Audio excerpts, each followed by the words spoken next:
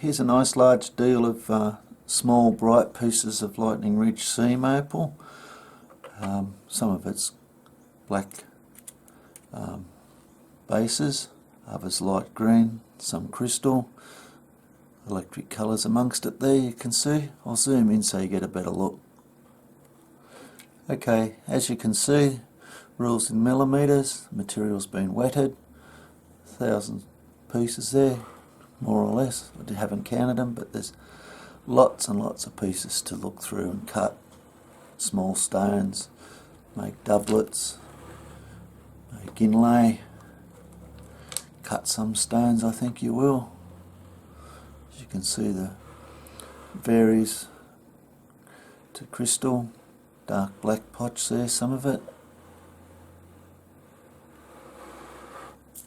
Just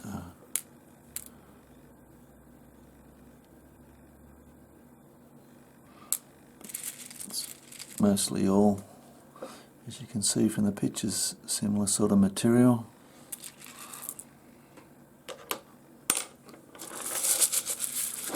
Just grab a handful and give it a bit of a tumble for you.